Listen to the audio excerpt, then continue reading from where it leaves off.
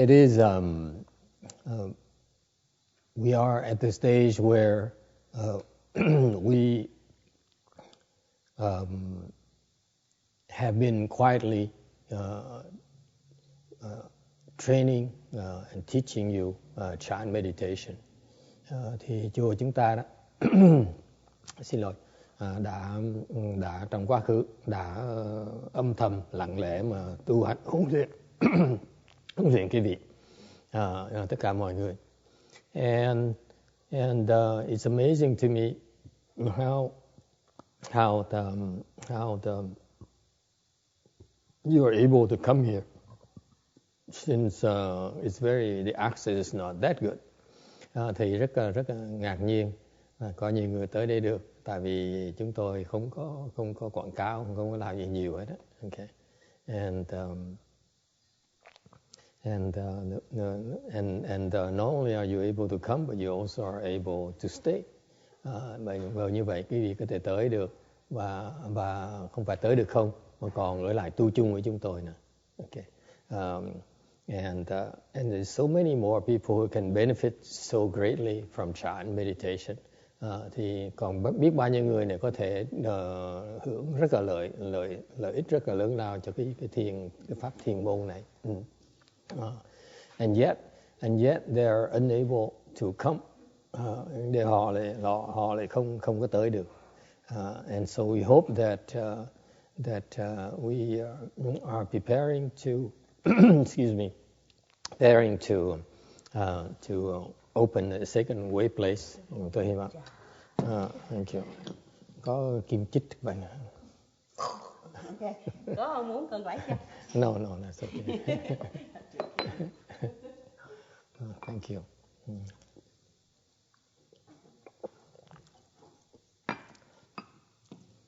So we are preparing a second way place where the access is slightly better, and we're able to accommodate more people. And then now we really try to share more the Dharma with more people. And bây giờ đang chuẩn bị cái đạo tràng thứ nhì để mà chỗ nó tốt hơn tí, nó to hơn một tí, để mà chia sẻ cái pháp, những cái pháp mà đại thừa chúng ta có. It turns out that the Buddha predicted already it's very, very difficult to encounter the Buddha Dharma, especially Mahayana Dharma. Đức Phật đã nói rồi, cái thời buổi này nó rất khó mà gặp cái pháp môn, cái Phật pháp. Because it is called the era of the Dharma ending age. Tại vì cái thời này là thời mạt pháp, nghĩa là không bao nhiêu người có thể tới gặp được cái Phật pháp này.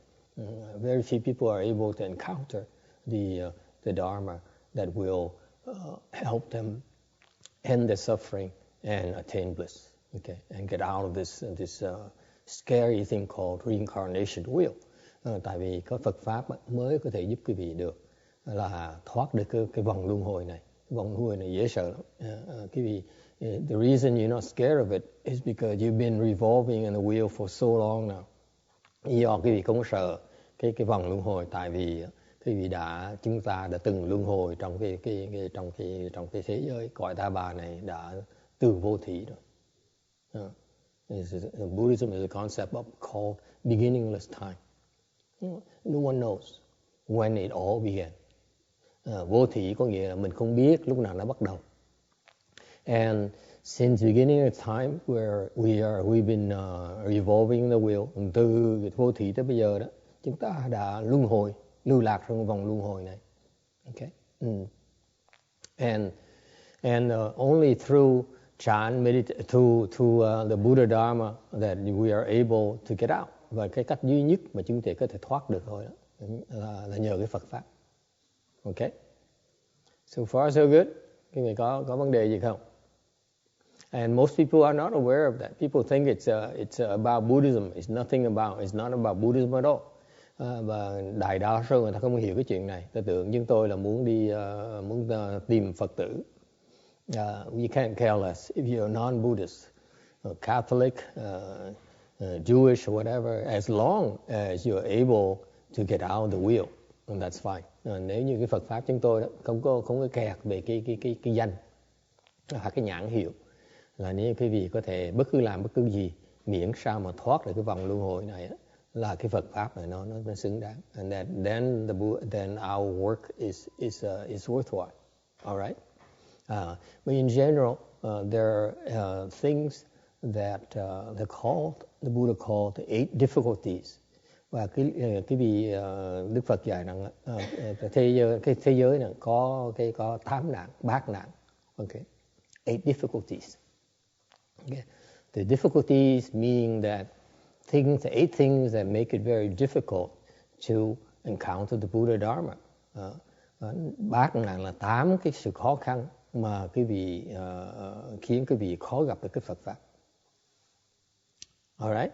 And you see those, if you go through these 8 difficulties, you see why it is so difficult to meet, to encounter the Buddha Dharma. 8 cái nạn này nó khiến chúng ta rất khó mà gặp cái Phật pháp.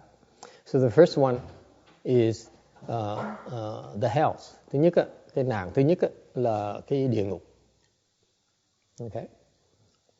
Some people may not believe in the hells. Có rất nhiều người không tin là có địa ngục. Okay. The hells are physically underneath our world. Okay.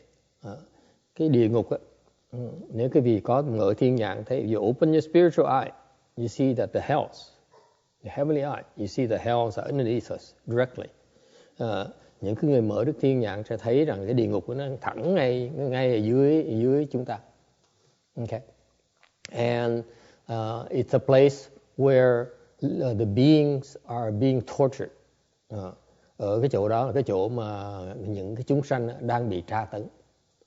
There are all kinds of torture instruments, đủ cái loại dụng cụ để tra tấn hết. And so the suffering down the hells are incredible. Thành cái khổ sở dưới cái địa ngục kinh hoàng dễ sợ. Okay. And if you commit like serious offenses, nếu quý vị tạo những cái nghiệp mà nặng đó, okay, then you go to the worst kind of hells. Là quý vị sẽ đọa vào những cái địa ngục mà nó rất là khủng khiếp. It's called Avicii hell or unintermittent hell. Cái địa ngục là địa ngục A Tỳ hoặc là địa ngục vô gián. What does it mean? Unintermittent. It means that the pain and torture are non-stop. Okay. Dưới đó là cái vô gián, có nghĩa là cái sự tra tấn, sự đau khổ quý vị nó không bao giờ gián đoạn hết. All right. I once went to a prison. Thầy có tới một cái nhà tù to visit someone, tới thăm một cái người đó. This is years ago. Several years ago, mấy năm trước. And I went there, and it was my very first time, lần đầu tiên tới đó. And I walk in there, vào trong đó, you sense all this energy that is so much pain and suffering in there. Vào đó một cái, vào cái lưới sắt của họ một cái đó. Thấy cái không khí của cái sự đau khổ, cái sự oán hận ở trong đó. So much anger, so much suffering. Right? You sense that when you go there or not? Okay. So that's hell on earth. But hell down there is just so much suffering that you certainly don't want to go down there. Because you'll be down there for millions upon millions of kalpas, receiving torture. Tại vì cái đó là cái địa ngục ở đây, cái nhà tù ở đây còn gọi là địa ngục thế gian này nó còn nhẹ, chứ còn cái vị mà xuống địa ngục mà dưới địa ngục thiệt á, là cái vị xuống nó kẹt đó cả triệu cả tỷ đại kiếp luôn, bị tra tấn.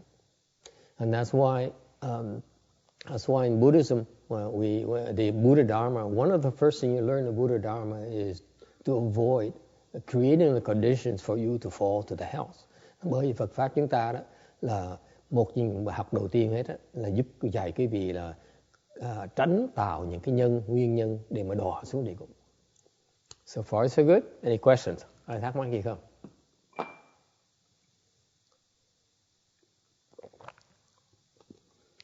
How easy is it to fall to the house? Đọa địa ngục dễ, không dễ chừng nào? For instance, ví dụ, we monks and nuns are creating offenses left and right every day to fall to the house. Như người xuất gia chúng tôi đó, mỗi ngày đó là tạo biết bao nhiêu cái nghiệp để mà đọa xuống địa ngục. Okay, would you like to know some of the few things? Muốn biết không? If you get angry,อย่างquý vị nổi giận. Anyone gets angry at all during the day? Mỗi ngày quý vị có nổi giận hay không? I do. When you have children, you know what anger is about. It's necessary to be angry. Quý vị mà có con cái thì biết cái giận là phải nó cần thiết, phải không cô? You get angry, you plant the seeds to fall to the house. Quý vị nổi giận là quý vị trồng cái chủng tử để trong tương lai đọa xuống địa ngục. Is that simple? Okay. You angry, someone cuts you off in the freeway. Lái xe người ta lái xe ta lấn vào đường mình nổi giận một cái. That's you plant the seeds to fall to the house. Mình thấy người ta lái xe ta lấn đường mình nổi xung một cái, mình tạo cái nhân để mà đọa địa ngục. Okay. And we have in Buddhism there's something called precepts. Phật giáo có những cái giới. You violate these rules of morality, cái gì mà đi ngược lại những cái lời, những cái đường lối đạo đức này đó. Okay. Những cái giới luật này là quý vị sẽ đọa địa ngục. You fall to the house. Okay. So for monks like me, every day we have 250 rules or precepts. Thì mỗi ngày như người xuất gia như thầy đó, ông sư như thầy thì có mỗi ngày có 250 cách để mà đọa xuống địa ngục. We have 250 different ways to fall to the house every day. Okay? If we wear the clothes the wrong way, we fall to the house. Every time we wear the clothes. Ví dụ, mặc cái áo người xuất gia này mặc trật nó sẽ đọa địa ngục. I can't tell you the details, but there's rules that are incredible. Có những cái thì không thể cho chia sẻ cùng quý vị những cái chi tiết được, nhưng mà có những cái gì nó rất là dễ mà đọa địa ngục. Okay. And you say, but that's us, là from people. What about you? Quý vị nói nào, khi chúng tôi là người xuất gia đó ráng mà chịu. Còn quý vị sao? You too are not spared from that. Quý vị cũng không có thoát được. Okay. For example, ví dụ, if I said, if you the lay people have the 5 rules of morality, những người tại gia đó có cái ngũ giới, okay, ngũ giới. You violate these 5 rules of morality, then you create the seeds to fall to the house. Okay. Thì quý vị sẽ phạm cái ngũ giới để quý vị sẽ đọa địa ngục. Some people say, a lot of people would say then in that case I don't want to take precepts because then I'm not interested in, it only makes me go to the house. Có nhiều người nói nếu như vậy tôi thọ giới làm cái gì? Thọ giới là đọa địa ngục thôi. And so a lot of people are very smart. They don't take precepts. Có nhiều người rất là khôn, người ta không có thọ giới. Okay. Do they fall to the house? Yes, they do. Vẫn đọa địa ngục như thường. Tại sao như vậy? This is planting the seeds. You create the reason, the seeds to fall to the house. You will. Tại vì nếu quý vị trồng những chủng tử thì quý vị sẽ đọa địa ngục. So these seeds are the violations of these rules of morality. Những cái chủng tử này là cái sự vi phạm của những cái điều giới cấm này. So for example, we're not supposed to kill. Ví dụ quý vị không được sát sanh. So if you kill another being, nếu quý vị giết một người khác, okay? For whatever the reason, bất cứ cái lý do nào, Whether it's self-defense, có thể nói là mình tự vệ, okay?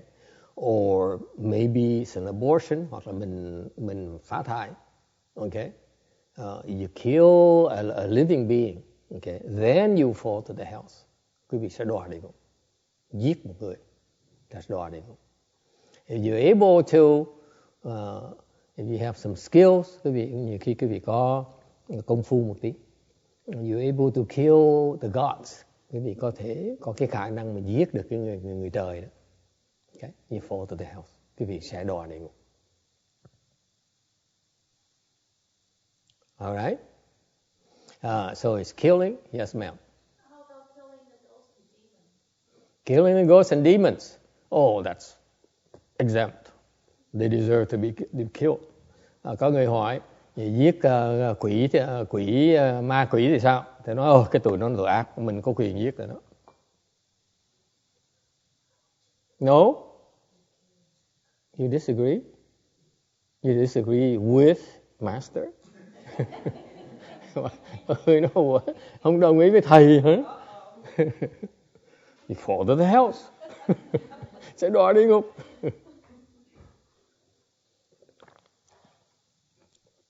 By the way, if Master explains you the wrong Dharma, I fall to the abnormal realm. Ví dụ, thầy mà giảng cái pháp trật á, pháp mà trật đó, là thầy sẽ bị đọa xuống làm súc sanh. Did you know that? That's why most monks and nuns don't like to seek Dharma. Bởi vì mấy thầy mấy cô không thích nói pháp mà chỉ thích làm lễ thôi. Nó phá phiền lắm. So there's so many ways. Anyway, so you kill the ghosts and demons. You fall to the house. Có đọa xuống địa ngục hay là không?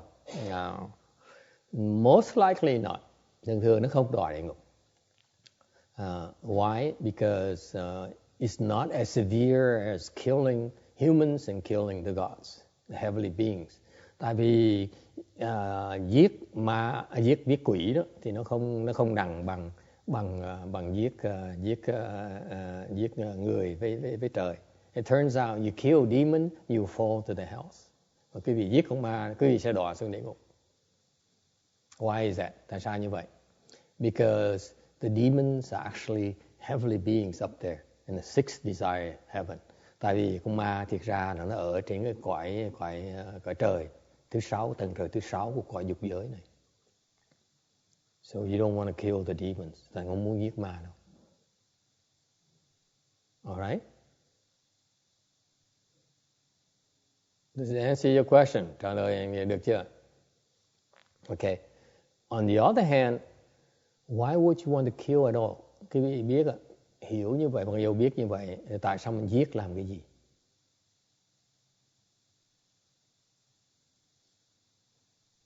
There's no need to kill. Không cần phải giết. Because when you kill, you create a killing karma. Khi mỗi lần quý vị giết như vậy là quý vị tạo cái nghiệp sát. Meaning in the future, they will come and kill you. Có nghĩa trong tương lai, khi trồng cái chủng tử này, trong tương lai nó tới, nó giết mình. No two ways about it. Không tránh không được.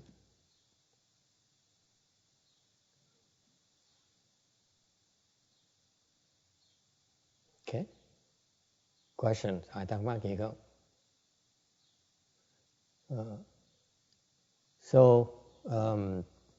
So you fall to the house because there's many reasons, very easy reasons for you to fall to the house. Đó là quý vị có rất nhiều nguyên nhân. So you don't want to kill, quý vị không nên muốn giết. You don't want to steal, quý vị không nên ăn cắp. Okay. The more you steal, the more the bigger trouble you get down the road. Ăn cắp nó càng nhiều chừng nào, càng lớn lao chừng nào, thì trong tương lai càng đọa, càng dễ đọa chừng đấy. You don't want to have deviant sex, quý vị không nên tà dâm. Okay. And you don't want to commit offenses, lying offenses, và quý vị không muốn nói dối. In particular, claiming that you see the house and yet you can't really see the house. Chẳng hạn như quý vị mà nói là tôi có thể thấy được địa ngục, mà thiệt ra cái vị thấy không được. Okay, you fall to the hells. Quý vị sẽ đọa. Or you say on the other hand, nói ngược lại, if you're able to see the hells and you say no, I can't see the hells, you still fall to the hells. You still will fall. Ngược lại, nếu quý vị thấy được địa ngục mà nói là tôi không thấy địa ngục, là vẫn đọa như thế. Nhớ sợ. Even jokingly, you will still fall to the hells. Nó đùa đi nữa, cũng đọa như thế.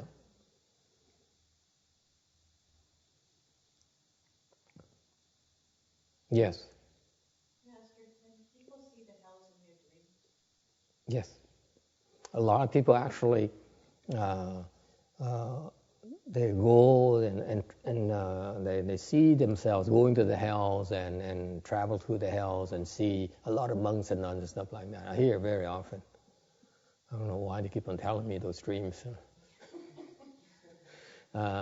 Câu hỏi là có thể người ta có thể mơ thấy địa ngục, cũng có chứ, có thấy được, không phải mơ thấy địa ngục không, mà họ mơ rất là thường xuyên. Họ đi xuống họ thấy, nhiều người nói với thầy, tôi xuống tôi thấy rất nhiều người xuất gia bị đăng đọa địa ngục ở dưới.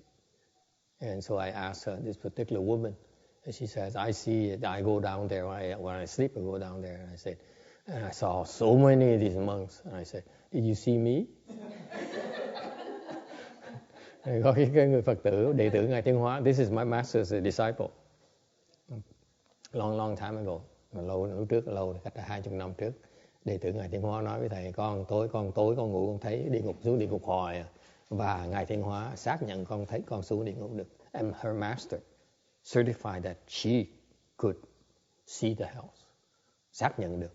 Okay, and thầy mới hỏi vậy ra, cô xuống địa ngục đó, cô có thấy tôi không? Cô không trả lời. She wouldn't tell me. Oh well.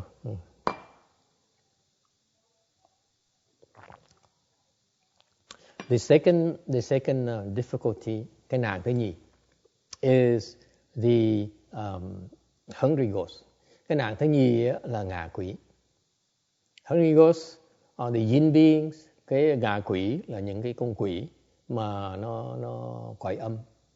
And they're depending on the severity of their offenses. Tùy cái nghiệp nó nặng là nhẹ.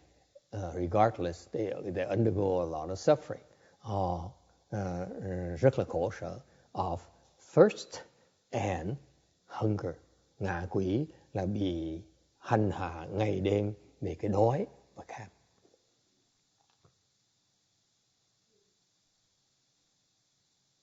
Okay, they are constantly harassed, tormented by hunger and thirst. Những cái ngạ quỷ luôn luôn nó bị hành hạ với cái đói và cái khát. Alright, and how do you fall to the hungry ghost? Làm sao mà đọa xuống ngạ quỷ? Because of something it doesn't apply to you. Cái nguyên nhân xuống ngạ quỷ chắc ít nó không có liên quan tới quý vị. It's called greed. Cái lòng tham. If you're greedy, you plant the seeds to fall to the hells. Quý vị mà tham lam đó sẽ trồng cái chủng tử để mà đọa xuống làm ngạ quỷ, khi mình chết. Okay. All right. And the third difficulty, cái nạn thứ ba is the animal realms. Nạn thứ ba là súc sanh. Animal realms. Once you fall into animal realms, it's very, very difficult to get out. Một khi mà quý vị đọa xuống làm súc sanh, quý vị rất khó mà thoát. For example, ví dụ, one of the most eminent disciples of the Buddha is Venerable Shariputra. He's the number one in wisdom. Thì một trong những đại đệ tử Đức Phật là đệ nhất về trí huệ đó là Ngài Xá Lợi Phất. He was helping Dharma protector, a donor of the Buddha, take measurements on the piece of land he offered to the Buddha to build a monastery. Thì Xá Lợi Phất với ông thí chủ đó đang giúp ông thí chủ đó đang tính toán đo cái mảnh đất để mà coi thử là nên xây cái chùa, mà mảnh đất đó ông thí chủ ông cúng cho Phật. Thì coi thử xây chùa Phật điện ở chỗ nào. And as they're working, all of a sudden the donor look at Shariputra, and Shariputra was actually have tears in his eyes. Thì ông thí dụ đang làm việc, bỗng nhiên để ý thấy ngài Xá Lợi Phất đang mắt đang chảy nước mắt rơm rơm. So he asked him, Venerable Shariputra, why are you tearing up? Thì ông Kim hỏi, bạch thầy, tại sao mà thầy lại khóc? And Shariputra says, Xá Lợi Phất mới trả lời, you see the ants right here? Ông nói là ông có thấy những con kiến ở đây không? He said, yes. He says, these ants here have been here since countless kalpas. Ông nói là những con kiến này đã ở cái chỗ này đã từng biết bao nhiêu kiếp rồi.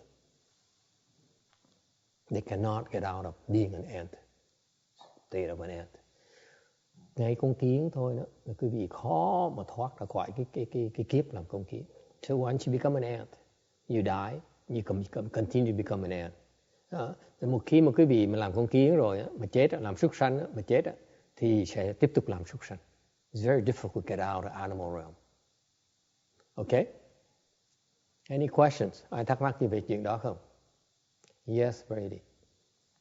Isn't there a path to repentance for even the most severest offenses? Is there a way to remove these things? Yes. Yeah, but we don't teach you those. It's the paying section. The paying section. Well, I'm thinking about Mara, the demon king, was taught Buddhism after his horrific life and all that killing. And I've read that he reached enlightenment. Is that true? Mara didn't reach enlightenment. He became a first stage arhat because the Buddha taught him. King Mara is a demon king. Oh, no, pretty good. Brady says he read that King Mara came and tried to kill the Buddha, and the Buddha spoke Dharma to him, taught him, and through speaking Dharma to him, King Mara certified to first stage arhatship. Then Ma Vương đó, lúc mà Phật sắp thành Phật đó, thì mới tới tấn công Đức Phật. Thì Đức Phật mới nói pháp cho mọi người. Nhờ nói pháp như vậy, Ma Vương đắc được sơ quả A-la-hán. He never became enlightened. Not in Mahayana perspective. Thành ra cái đó là vẫn còn xa lắm. So he continued to be a demon king, vẫn còn làm Ma Vương tiếp như thường. Okay? So are there ways to get out? Absolutely, đương nhiên có cách. Okay? But the first thing is you need to understand about how easy it is to fall to the three lower realms: health, hungry ghost, and the animal realms. Quý vị phải hiểu rằng cuộc sống chúng ta đó, mình tạo vô lượng vô biên những cái chủng tử để mà đọa xuống cái tam ác đồ này. It's called the three evil paths: health, hungry ghost, and animal realm. Once you fall, it's very hard to get out. Cái tam ác thú này nó rất là nguy hiểm. Một khi mà quý vị đọa một cái nó rất khó mà thoát. Case in point. Ví dụ, you see, the Bodhisattva, like Guanyin Bodhisattva. Ví dụ, ngay những cái người Bồ Tát, Đại Bồ Tát như Ngài Quán Thế Bồ Tát, very compassionate, rất là từ bi. Yes? And she sees that people are suffering in the hells. Thấy chúng sanh đang khổ dưới cái quả địa ngục. And she goes down there to try to rescue them. Thì đương nhiên Bồ Tát đó, các vị Bồ Tát đó xuống địa ngục, okay, để mà cứu người ta. Alright? Of course, that's what they try to do every day. Mỗi ngày đều làm như vậy hết. Why are still so many living beings in hell? So tại sao chúng sanh mà còn địa ngục đầy hết vậy? You know what it takes to get out of the hell? Quý vị biết chỉ cần muốn thoát cách mà thoát địa ngục là gì không? Would you like to know? Không biết không?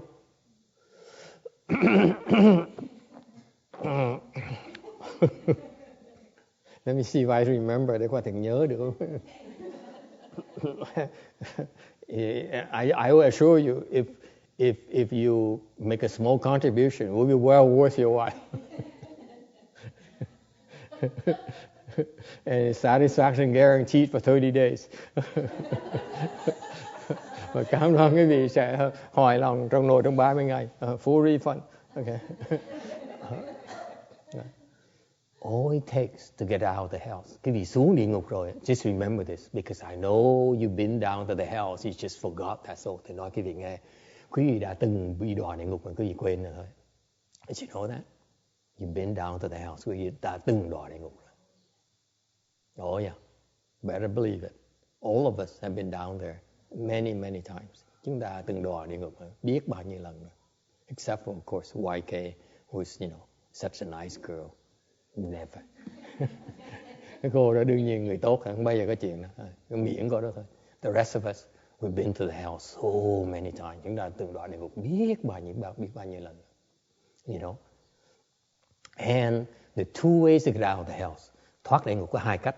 Number one, you endure your retribution, your sentence until you get out. It's just like going to prison. Giống như là quý vị vào tù vậy đó. Quý vị mà vào đó mà mãn hạn thì mới có quyền thoát ra. Naturally you get out. Okay? Unfortunately you get out and go to the next hell, the adjacent hell. Thì cái khổ như vậy này. Khi quý vị xong mãn hạn một cái địa ngục này á, thì đi qua địa ngục ngay bên cạnh á, để mà bị tra tấn tiếp. So that you now undergo another form of torture in the hells adjacent to yours, the previous one. Sự thật á, mỗi lần quý vị thoát cái địa ngục rồi là được chuyển qua địa ngục bên cạnh để mà được tra tấn một cách khác. Okay? So naturally you will get out of the hells because you undergo your sentence. Thành cái đầu tiên hết mà quý vị thoát địa ngục là tại vì nhờ đã mãn cái hạn của mình rồi. So far so good. And number two, much faster. Cái thứ nhì mà lẹ hơn nhiều. Would you like to know? You sure? Không nghĩ thì muốn biết không? All it takes, muốn thoát địa ngục á, it is so easy. Nó dễ sợ lắm. That's why it's well worth, nó đáng, nó quý dễ sợ, nó đáng tiền dễ sợ. Okay. It's so easy. It's like secret of success or something. Nó còn quý hơn là làm tiền nữa. All you have to do, you're in the house. All you have to do is strike up a thought of goodness. Chỉ cần khởi một cái tư tưởng lương thiện thôi, ta thoát ngay lập tức. A good thought. That's all. Chỉ cần khởi một tư tưởng là tốt, instantaneously, boom, you get out. Thoát ngay lập tức. Yeah, cool. Now you know. Yes? Well.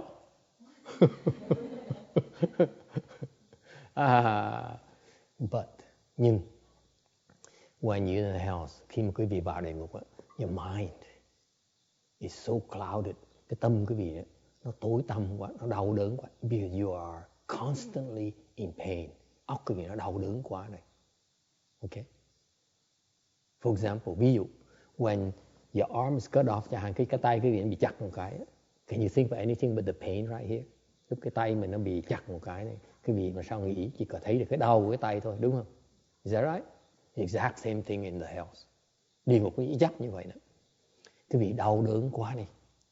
You're in such great pain 24 hours a day.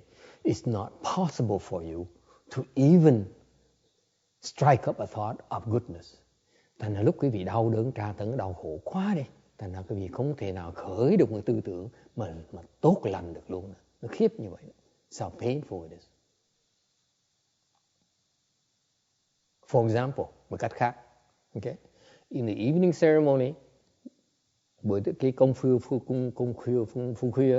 tối chúng tôi đó, there's a section where we feed hungry ghosts. Có một cái phần mà chúng tôi mân sân thị thực là cho những cái con ngạ quỷ nó ăn, nó đói khát, giúp nó bớt cái đói khát của nó. Okay, to relieve the pain of thirst and hunger. Every single night we do that at the temples. Mỗi cái đạo tràng đều làm như vậy đó. Alright? And so with the section where we recite, có một phần chúng tôi đọc là Nam mô ta quang ta phan ta phương ta hoàng phổ hoa diễn chi. Còn một là we take refuge with the Avatamsaka Sutra. Okay, we recite it 3 times. Chúng tôi tụng cái đó 3 lần. Nó Nam mô Đại Phương Quảng Phật Hoa Nghiêm Kinh. Okay, you do it 3 times. Okay, if they're able to even do that, you get out immediately. Quý vị chỉ cần nghĩ tới cái tư tưởng đọc được vậy thôi. If you're able, just to simply say, I say, please repeat after me. Như thầy nói quý vị vào cái you go to the house, one in the house, and she says, repeat after me. Okay, Quan Thế Bồ Tát xuống đó nói cái người trong địa ngục, nói là bây giờ lặp lại lời của ta nói. Okay, Nam mô Đại Phương Quảng Phật Hoa Nghiêm Kinh. Just repeat after me. You cannot even repeat it. Cái vị lặp lại cũng không được nữa. Dễ sợ không? Óc cái vị nó tối rồi như vậy. That's how dark and confused your mind is. So even though you know, all it takes is to strike up a good thought, you can't even do that. Thành ra trong cái quả địa ngục đó, khởi lên một cái tư tưởng tốt thiện đó, cái vị làm không được luôn nữa. That's how difficult it is. Questions? Yes. How about recite That too. Oh, if you recite anything, any Buddha's name, the sutra's name, Bodhisattva's name, instant liberation. Quý vị đọc được, lập được cái tên của một cái kinh Phật pháp, một cái tên Bồ Tát, tên của Phật, là quý vị tức tốc là thoát được cái địa ngục, instantaneously. And yet you can't. Muốn nói quý vị làm không được. All right?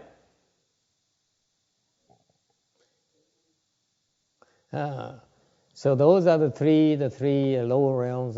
The evil paths. It's very, very, very easy to fall. It's very hard to get out. Tam cái ác thú nó rất dễ đọa mà rất khó mà thoát ra. That's why. And once you get down there, you're unable to encounter the Buddha Dharma and see the Buddhas. Nên quý vị đọa xuống đó, quý vị rất khó mà gặp Phật, gặp Pháp. All right? Another difficulty, number 4, cái nạn thứ tư, is to be born in the long life heaven, the no thought heaven. Là quý vị sinh vào cái cõi trời tên là vô tưởng. Okay? The non-Buddhists, the externalists, they practice meditation. Những cái người bên ngoài đạo, okay, họ tu. Many of them, after they die, rất nhiều người bên ngoài đạo khi họ tu đó, mà khi mà họ chết, they are reborn to the fourth dhyana heaven. Họ sinh lên cõi trời tứ thiền đó. And what's so bad about it? Cõi trời nó tai hại chỗ nào? Because then they live for 500 great kalpas. Okay, lúc đó họ sinh đó, họ sống trên cõi trời đó 500 đại kiếp. You know how long that is? Biết là lâu bao sao? 640 billion years, Earth years. Lúc đó họ sinh, họ sống, cái thọ mạng họ là 640 tỷ năm của loài người. And they are there suspended for 640 billion years without being able to do anything. Họ kẹt ở đó 640 tỷ năm mà không được làm ăn được cái gì hết. So you basically are in prison up there for 640 billion years. Giống vào tù, không làm ăn gì. Okay? So once they end, at the end of life, sau khi hết rồi, they fall, sẽ đọa. They could fall straight to the house. Có thể chạy đọa xuống địa ngục luôn. All right? So it's a difficulty because you cannot, for 600 billion years, you are not able to encounter the Buddha Dharma.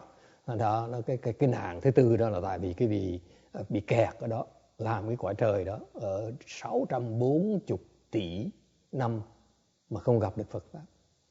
Okay? Và chắc chắn sẽ đọa tiếp. And you fall after you're done. And the fifth difficulty, cái nạn thứ năm, is to be born in a northern continent. Thì nạn thứ năm là được sinh vào cái Bắc Châu. That's where your lifespan in the cosmos is a place where your lifespan is 1,000 years. Đó, mạng sống quý vị 1.000 năm. You have so many blessings that you enjoy yourself. Vào sinh của Bắc Châu đó quý vị có nhiều phước lắm. Thành ra quý vị rất là sung sướng. And you having such a good time, you say, why bother cultivating? Quý vị sẽ không chịu tu. Okay? And that's why in a northern continent, there's no Buddha Dharma. Thì quý vị sinh vào đó, quý vị không gặp được Phật Pháp. There's no Buddha Dharma over there. So people there, they go there, they live their lives, and then they fall. Tới đó, sinh vào cõi cái Bắc Châu, sống 1.000 năm, rồi sẽ đọa xuống. Okay? In other words, you enjoy yourself. You plant also a lot of seeds of fall to the health as well. Quý vị mà sung sướng quá đó, cũng tạo rất nhiều cái nguyên nhân, nhiều yếu tố để mà đọa xuống địa ngục. Alright? And the sixth type of difficulty, và cái nạn thứ 6, is to be born with handicapped. Born handicapped. Thì nạn thứ 6 là bị sinh mà bị cái không có đầy đủ những cái ngũ căn. Okay? So maybe you're born with deaf, you're born what is it? Mute, sinh ra nhà hàng bị điếc, bị câm, okay? Or blind, hoặc là bị mù mắt, okay? And because of that, you cannot encounter the Buddha Dharma. Vì như vậy không gặp được Phật Pháp. You cannot get out, cái vị thoát không được. Because if you meet the Buddha Dharma, then you'll be able to attain relief to relieve for your suffering and get out of your bad state. Thì gặp Phật Pháp mới có cái cơ hội để mà được giúp đỡ trong sự đau khổ của quý vị và thoát được cái cảnh giới đau khổ đó. Alright? And the two more difficulties, có hai cái nạn khác nữa. One is to be born into the world before and after the Buddha. Một cái nạn thứ 7 đó là cái vị sinh trước khi mà Phật xuất thế hoặc là sau khi Phật xuất thế.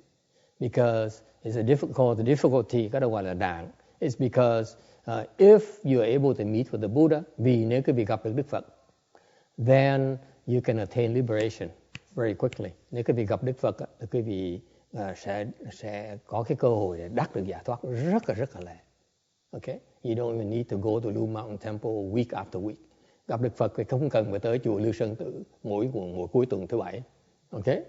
No need to go on the weekend. Meet the Buddha once, that's it. You're done. Gặp Đức Phật một lần là có thể đắc giải thoát. Alright?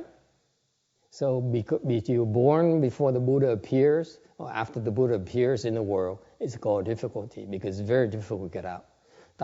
Bởi vì mới gọi là cái nạn, tại vì nếu quý vị sinh mà trước khi Phật xuất thế hoặc là sau khi Phật xuất thế, là cái đó rất là khó mà đắc giải thoát. Alright? The Buddha is an incredible being. Đức Phật là một cái vị trí huệ, nó rất là tuyệt vời. One look at you, he knows what it takes to help you attain liberation, to get out of the wheel. Đức Phật mà có trí huệ nó rất là tuyệt vời. Nhìn quý vị một cái là biết ngay lập tức là cần làm cái gì, cần dạy cái gì để cái vị đắc giải thoát. Alright, so many of his disciples, they met with him they attain liberation just like that. He spoke Dharma to them, and they attain liberation immediately. They're certified to sagehood immediately. Rất nhiều người đệ tử Đức Phật, nghe gặp Đức Phật một cái, Ngài nói Pháp một cái là lập tức tốc đắc giải thoát. All right? So for us, for example, it's called difficulty we're experiencing right now because all the great teachers are gone already. Thành ra như cái thời đại này chúng ta đã gặp cái nạn, gọi là cái nạn thứ 7 này là tại vì mình đã những cái vị thầy giỏi Đức Phật đi rồi mà all the great teachers like Master Shen Hoa, he's also gone as well. Ngài Tiêu Hóa cũng là đi rồi. So it's very difficult to find a good teacher. Bây giờ rất khó gặp những thầy giỏi. All right? And finally, it's another difficulty called the difficulty of what is known. Và cuối cùng, cái nạn thứ 8 đó, là cái nạn của cái sở tri kiến. Sở tri chướng. What is that? Đó là gì?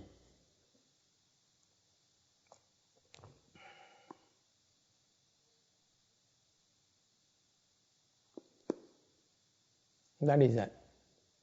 A few of you knows about it already because I've spoke about this. Come back here. Anyone? What is the obstruction of what is known? Cái sở tri kiến là cái gì? Sở tri chướng là cái gì? Anyone knows?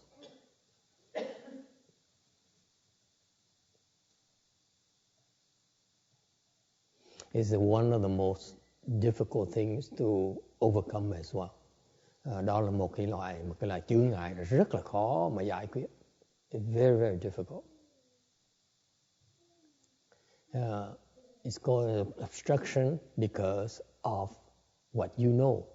Cái chướng ngại mà vì cái sự hiểu biết của quý vị.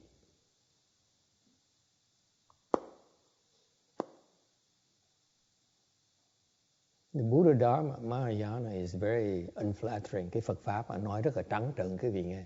We are not like, you say how great you are and you deserve to be successful. Chúng tôi không nói cái vị là rất là tài, người rất là đặc biệt và có quyền mà thành công.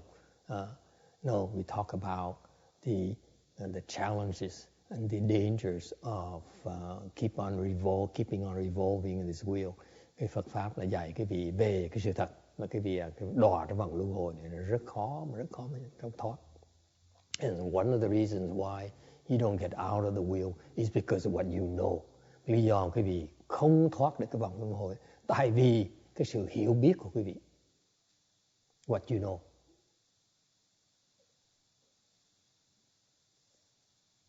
Yes, Jared. Yes? You have a question? No? Why is it a difficulty? Tại sao là cái đó là cái nạn?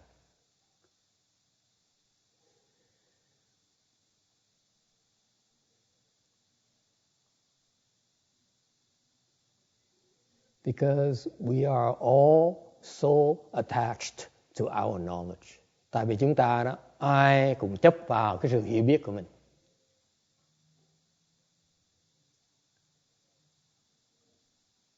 Okay?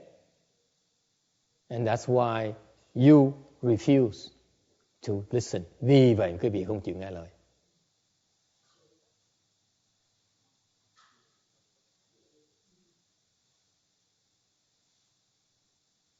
So sometimes in order for you to become enlightened, you just have to do what you're told, and yet you say, no, this doesn't make sense to me. Thành ra nhiều khi cái vị mà muốn đắc giải thoát, đắc giác ngộ đó, chỉ cần nói mà làm một cái, okay, là cái vị làm được ngay, là cái vị không chịu làm. I give an example để cho cái vị cái ví dụ. I used to have one of my early disciples, my students. Lúc trước thì có cái đệ tử.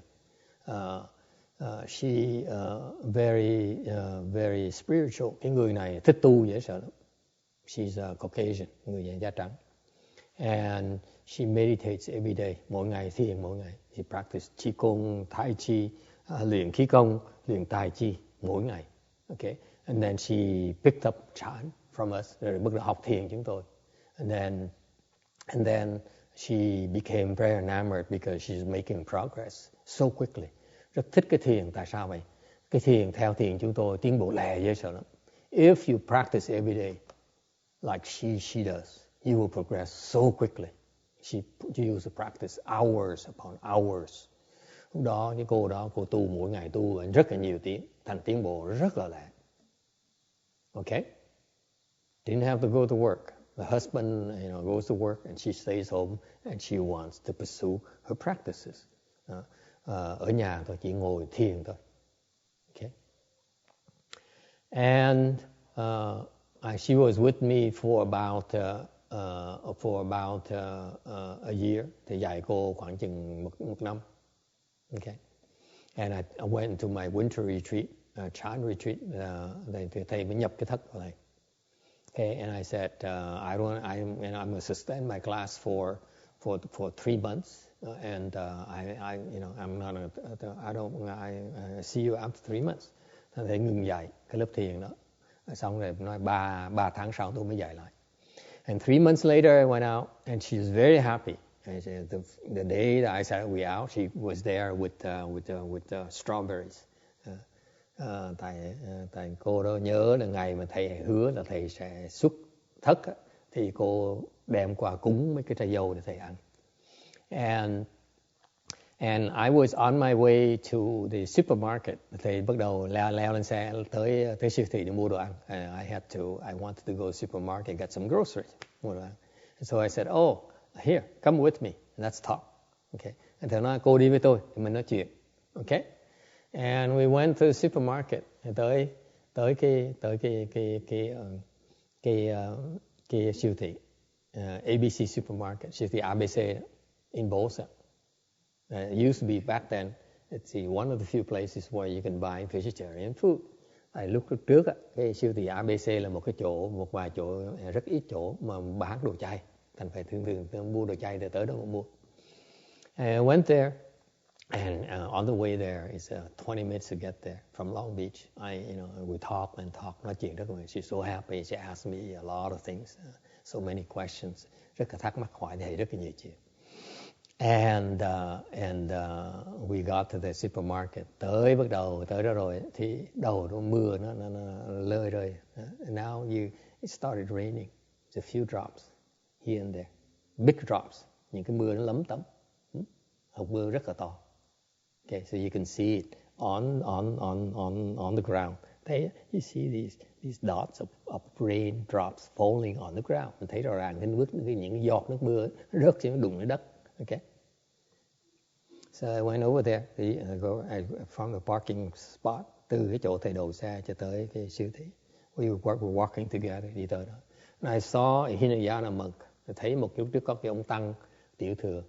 The Hinayana monks, the Vietnamese Hinayana monks, they used to stand in front of the supermarket to get the donations. They would stand up and hold their arms bowl like this. Ông tăng đó, ông chuyên môn tới đó. Ông tăng bên Nguyên Thủy đó, ông chuyên môn tới đó. Ông cầm cái bình bát đó, ông đứng nghiêng. He just stood there for hours, didn't say a word. Không nói gì hết đó. Okay. And people would stop by and give him food or money. Thì người ta đi ngang hoặc là cúng ông đồ ăn hoặc là cúng tiền. Okay? And he wouldn't even say a thing. Không nói gì hết. Okay? So I look at him, thấy là, so I told my disciple, thầy thấy không, cái ông đó, ông sư đó, thầy mới nói này, cô tới cô cúng dường ông cho tôi. Thầy dạy cô là cái cách cúng dường những người xuất gia. So I taught her the dharma of making an offering to the monk. Okay? Thì dạy cái pháp đầu tiên là pháp bố thí cho người xuất gia. So I said, I took out a $20 bill, tôi rút ra cái tờ 20 đồng. Okay? I said, take this money, go over there and offer it to him. Okay? Thầy nói, cô cầm cái tờ tiền này, đem tới đó, cúng dường cho ông. Okay? And then you bow to him 3 times. Rồi cô lạy cho ông 3 lần.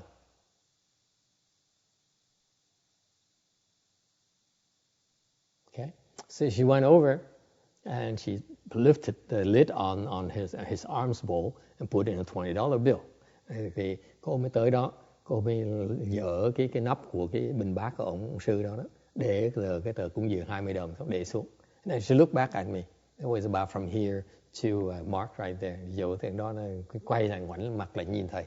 Thì cách thầy xa tí xíu như vậy đó. He looked at me and I said, thầy nói nhìn mặt cô nói, nhìn thẳng vào mắt cô đó nè. 3 bows. Lại 3 lại đấy. Okay. And she looked flustered. Cô bỗng nhiên cái giằng co. Because the ground is kind of dirty. It's kind of wet and dusty. Thì cái mặt đất nó vừa ướt, nó vừa bụi nữa. So he looked down and says, so she walked and didn't even bow. And cô nói cô thấy nó dơ và nó ướt như vậy, cô làm lơ. Cô bỏ cô đi, không có lại. Okay. So I went over to her. I said, you just blew it. Thầy nói cô, con có biết không? Con lỡ chuyến đò rồi. I said, what happened? I said, if you followed my instruction, thầy nói nếu như mà con đã nghe lời thầy dạy như vậy, you would have jumped from fourth dhyana to fifth samadhi. Con mà nghe thầy làm như vậy, con đã nhập từ tứ thiền cho tới ngũ định rồi.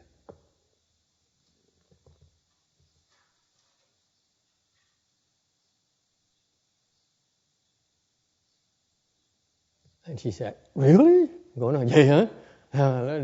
Just a minute, let me go back and do it. Thầy đợi con tí, con chạy về con làm lại. Để con lại ông. I said, too late. Trễ quá rồi.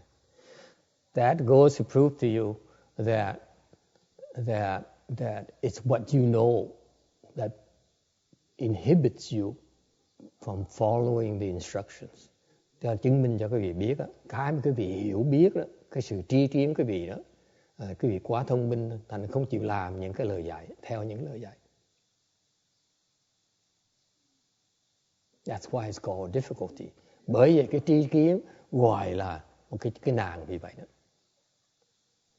The more you know, the more educated you are. Quý vị cần biết càng nhiều, càng lớn tuổi, càng có giáo dục càng ngày, cái học thức càng ngày càng cao. It's so much harder to teach you to get out of the wheel.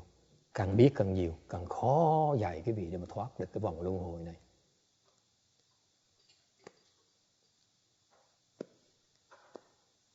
To get out, muốn thoát được á, you don't need to be smart, quý vị không cần phải thông minh. You don't need to be rich, quý vị không cần phải giàu. Okay? You need to have blessings, that's all. Quý vị cần phước thôi. If you have blessings, you'll be able to follow and execute the instruction. Quý vị có phước á, sẽ phát lòng tin và làm theo cái lời dạy.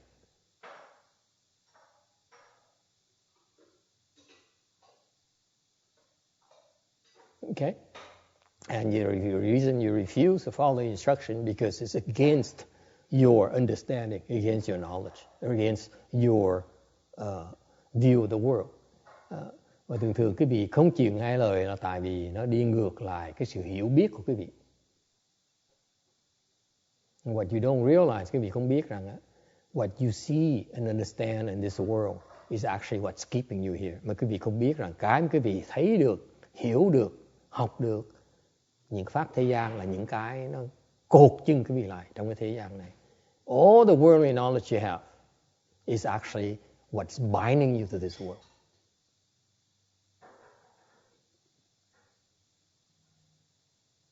That's at your level. Đó là mới trình độ quý vị thôi. When you reach higher levels, tới trình độ cao hơn nữa, okay? Like Master Shiva disciple, tới những trình độ trạng như là đệ tử Ngài Tiến Hóa đi nữa. They also are enlightened. Họ đã giác ngộ rồi. Because Master trained a lot of enlightened students. Nhiều đệ tử Ngài Tiến Hóa đã đắc giác ngộ rồi. And also because what they know about their own enlightenment, that's keeping them from making progress. Vì những cái họ thấy, họ hiểu được qua cái sự giác ngộ của họ đó, không cho phép họ tiến bộ tiếp nữa luôn. That's how scary it is. Nói em nghe. You tell them. They will say, what do you know? I'm enlightened. Nói nó không chịu nghe lời. ông biết cái gì? Tôi là giác ngộ rồi, ông là cờ bơ. So the Bodhisattvas come, one Bodhisattva comes and tell them, do this. He says, no way. Doesn't make sense to me. Ngay những người đệ tử đó, Ngài Tiến Hóa đó, mà tới Quan Thế Bồ Tát tới và nói, ông làm cái này cho tôi đó. Họ không nhận được Quan Thế Bồ Tát, nó không tin. So the problem is when one yin shows up, it's not in the form of one yin like this. It could be, a lay person. Cái khổ Ngài Quan Thế Bồ Tát khi mà tới giúp quý vị đó, thường là hiện là người tài gia thôi. Quý vị nhận ra. And that's why you don't listen. You say, I'm better than you. I'm a monk. You're a lay person. Why should I listen to you? Tôi là người xuất gia, tôi là vị thầy sư. Tại sao tôi phải nghe lời cô làm cái gì? Okay. See, I'm a monk. I'm higher rank than you. That knowledge right there is stopping them. Sao? Cái sự tri kiến là tôi là người sư, tôi là ông thầy. Tại sao tôi phải nghe lời quý vị? Cái đó là cái tri kiến nó khiến không thể thoát được. Không được đắc giải thoát. Khi mà Bồ Tát tới dạy. Dễ sợ không?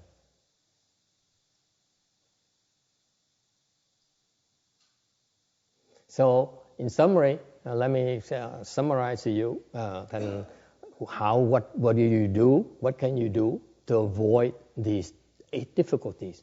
Thành biết cái bát nạn này, phải nên biết cách nào để thoát cái bát nạn này. Would you like to know? You know what's coming, don't you?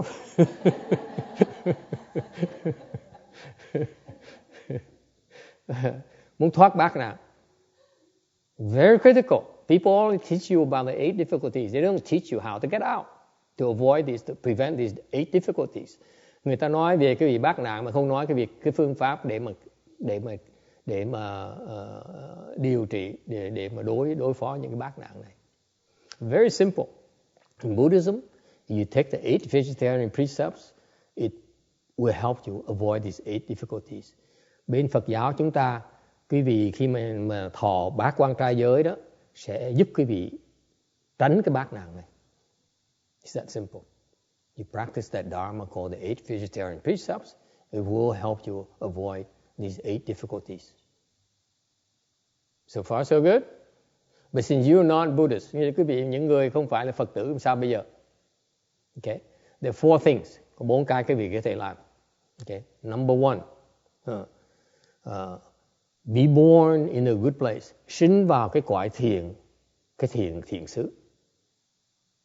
Meaning you born into a place where there's a Buddha Dharma. Quý vị sinh vào cái cõi thiện xứ.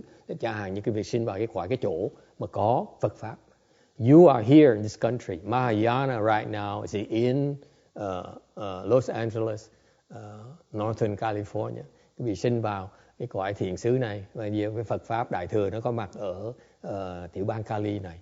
Cái đó gọi là thiện xứ. Meaning you born in a good place. Sinh vào cái cõi thiện xứ là một cách để mà chống cái bát nạn. One way to avoid the 8 difficulties. Okay? Number 2. Thứ nhì. Follow a good teacher. Đi theo một ông thầy, một cái thiện sư, một cái thiện nhân. Okay? Follow him. Will avoid the 8 difficulties. Đi theo cái ông sư chẳng hạn như Ngài Tiến Hóa, quý vị sẽ thoát cái bát nạn này. Alright? Number 3. You make the proper vows. Quý vị phát cái chánh nguyện. Alright? You make vows to become enlightened. Phát cái nguyện, phát Bồ Đề Tâm. You can say, I would like to become the Buddha in the future. Because that's one of the biggest achievements you can ever attain in your lifetime. Chẳng như phát cái Bồ Đề Tâm, phát nguyện là tôi muốn thành Phật. Tại vì thành Phật là một cái chuyện làm mà nó to lớn, mà nó tuyệt vời, mà không cái gì mà nó bằng đó được hết. It's the most difficult thing to do in life, to become enlightened like the Buddha. Giác ngộ như Đức Phật là rất là khó. Alright? So it's called you make the proper vows. Phát những cái nguyện đúng. Don't say that I want to follow. Don't say that I want to, there are many monks who say, I want to come back to this world here and revolve the wheel and help save a lot of people. Đừng có mấy ông sư nói là tôi nguyện là tôi sẽ trở về lại cõi ta bà này để tôi sẽ cứu những đệ Phật tử khác. They can't even help themselves. They can't even get out of the wheel. What are they doing coming back here? All they're doing is teaching the students to fall, to stay in the wheel. Những cái vị sư này không chưa đắc giác ngộ, thành chỉ dạy những đệ tử của mình á, vẫn kẹt vào cái vòng luân hồi như mình thôi. Improper vows, phát nguyện trật. Okay? Number 4, cuối cùng, is to plant the seeds to have the complete organs. Thứ tư là cuối cùng, thứ tư là quý vị trồng cái chủng tử để sau này mình đầy đủ cái ngũ căn của mình. Because if you are handicapped, it's very difficult to practice. Tại cái vị mà cái ngũ căn cái vị nó không đầy đủ đó, rất khó mà tu cái Phật pháp. So you plant the seeds, trồng những chủng tử đó. Okay? So far so good? Does it help? All right. If you have no questions, we can adjourn and go have lunch. Quý vị không ai có thắc mắc gì thì chúng ta ngừng lại đây và đi dùng trưa. Okay. Thank you.